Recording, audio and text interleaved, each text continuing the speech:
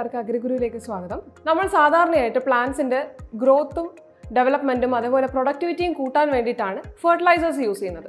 So fertilizers are nothing but നമ്മൾ plant ഗ്രോത്തിന് ആവശ്യമായിട്ടുള്ള എലമെന്റ്സ് നമ്മൾ സപ്ലൈ ചെയ്യുകയാണ് ചെയ്യുന്നത്. സോ അത് പല രീതിയിലാവാം. ചിലപ്പോൾ അത് ഓർഗാനിക് ആയിരിക്കാം, ചിലപ്പോൾ അത് ഇൻഓർഗാനിക് ആയിരിക്കാം. സോ എങ്ങനെയാണെങ്കിലും പ്ലാന്റ് ഗ്രോത്തിന് ആവശ്യമായിട്ടുള്ള ന്യൂട്രിയൻസ് ആണ് നമ്മൾ കൊടുക്കുന്നത്. സോ ഇപ്പോൾ ഇങ്ങനെ പ്ലാന്റ് ഗ്രോത്തിന് ആവശ്യമായിട്ടുള്ള എലമെന്റ്സ് അല്ലെങ്കിൽ എസെൻഷ്യൽ എലമെന്റ്സ് നമ്മൾ സപ്ലൈ ചെയ്യുന്ന സമയത്ത് ചിലപ്പോൾ ഒരു എലമെന്റ് മാത്രമേ ആ പ്ലാന്റ്സിന് ആവശ്യം വരുള്ളൂ, ചിലപ്പോൾ ഒന്നിൽ കൂടുതൽ എലമെന്റ്സ് ആവശ്യം വരും. സോ ആ നീഡ് ബേസ്ഡ് ആയിട്ടാണ് നമ്മൾ യൂഷ്വലി ഫെർട്ടിലൈസർ അപ്ലൈ ചെയ്യുന്നത്. അപ്പോൾ നീഡ് ബേസ്ഡ് ആയിട്ട് നമ്മൾ ഫെർട്ടിലൈസർ അപ്ലൈ ചെയ്യണമെങ്കിൽ ഏതൊക്കെ ഫെർട്ടിലൈസർ ആണുള്ളത്, അതെങ്ങനെയൊക്കെയാണ് നമ്മൾ അപ്ലൈ ചെയ്യേണ്ടതെന്ന് നമ്മൾ അറിഞ്ഞിരിക്കണം.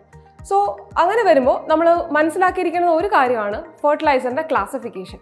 നമ്മൾ ബേസിക്കലി ഫെർട്ടിലൈസറിനെ 3 ആയിട്ട് ക്ലാസിഫൈ ചെയ്യാറുണ്ട്. അതായത് ഫസ്റ്റ് വൺ എന്ന് പറയുന്നത് straight fertiliser, then we have complex fertiliser, പിന്നെ മിക്സ്ഡ് ഫെർട്ടിലൈസർ. ഇങ്ങനെ 3 രീതിയിൽ നമ്മൾ ഫെർട്ടിലൈസറിനെ ക്ലാസിഫൈ ചെയ്യും. So first one is straight fertiliser.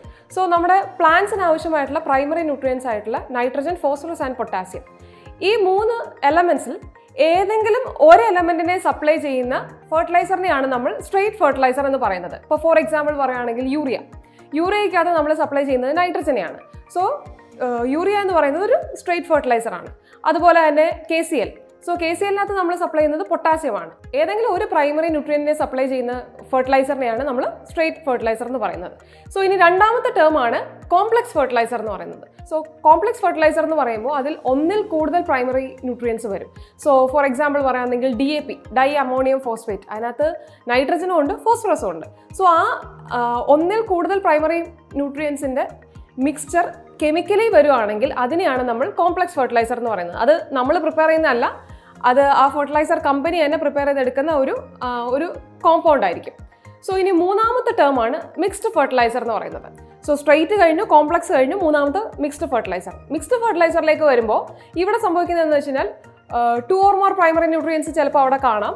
So അതും നമ്മൾ മെക്കാനിക്കലി ആയിരിക്കും ചിലപ്പോൾ അതിനെ മിക്സ് ചെയ്യുക. ചിലപ്പോൾ അത് കമ്പനിയായിട്ട് തന്നെ മിക്സ് ചെയ്ത് തരുന്നുണ്ടായിരിക്കും, അല്ലെങ്കിൽ നമ്മൾ കൊണ്ടുവന്ന് നമ്മൾ മിക്സ് ചെയ്യായിരിക്കും. ഇപ്പോൾ ഫോർ എക്സാമ്പിൾ നമ്മൾ യൂറിയയും DAPയും കൂടെ മിക്സ് ചെയ്യുന്നു, അല്ലെങ്കിൽ യൂറിയയും MOPയും കൂടെ മിക്സ് ചെയ്യുന്നു. സോ ഇങ്ങനെയുള്ള മിക്സസ് ആണ് ആക്ച്വലി മിക്സ്ഡ് ഫെർട്ടിലൈസറിനകത്ത് വരുന്നത്.